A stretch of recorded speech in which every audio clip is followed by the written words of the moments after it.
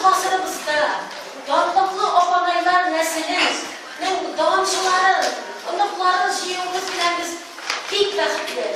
Allah'a şükür. Şartman sizni ko'rarga, bizning masjidimizda o'zingiz ta'limda siz bunday ishtirokga boshlaysiz. Bizning masjidimizga biz turli sharolarni o'zdirishga tirishamiz. Cemaat biz o'zimizni voyinsizlikdan chiqarishga tiyishmiz. Betaraflikdan biz Tatarmiz, biz büyük Tatar milletinin davamchilari, biz shunday opanaylarning davamchilari. Men bir necha kitap o'qib chiqdim. Shok qotdim jamaat. Bizning opanaylar turunda, Alqarishning qarg'ashlari turunda bizning tom ensiklopediyalarni chiqarib tiyish, hamilalarni tanitib tiyishmiz. A'udhu billahi minash shaytonir rajim. Bismillahirrahmanirrahim. Ushbu qilmish kalam shariflarin savobini bağışladık.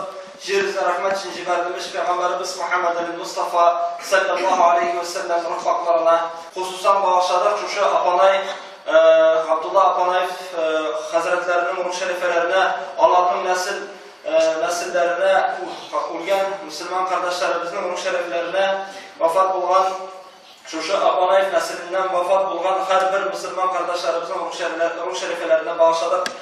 Bizning Tataristanımızda, Kazanımızda, Tataristanımızda Apanaylar gibi milli meğarifimizge, milli hareketimizge, ziyaretlerimizge, hem yetimlerge, aşklarga yerden iştirgan kuvvetli nesil yok.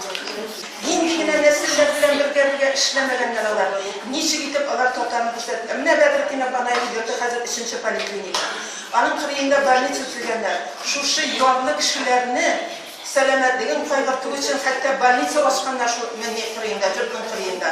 Bunların yaşlılıklarının etkili bulmayı. Ama onlar varsa da bizni ayrım devlet bulup yaşamımız durumda yıllananlar. Hem şu devlet bulup yaşam için kirek bulgan hüner ustaların, hüner üyelerini de onlar hazırlayanlar. Hatta kızlarına ne kadar değil, naziyeler aşağı tırıştırganlar. Çünkü bu hareketten katımızlarda kalığa değiş bulmagan.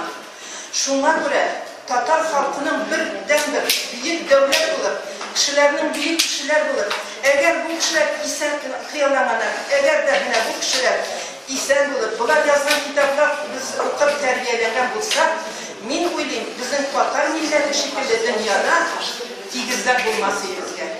Kızganış şuna göre Stalin ağanın nesillerinin kapı bitirilgen, Apanaylardan ciddi kuşavatı bitirilgen.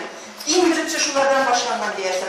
Yaratı bir nesene edesin gider. Şuşu Apanaylar digen nesilini, şuşu gurur isimli yırtıp alsın sizin bunlarınız. Yaratı bir biz Apanaylar deyip, o eliki vakti Stalin zamanında Allah birisi bilen birisi söyleşine korkanlar.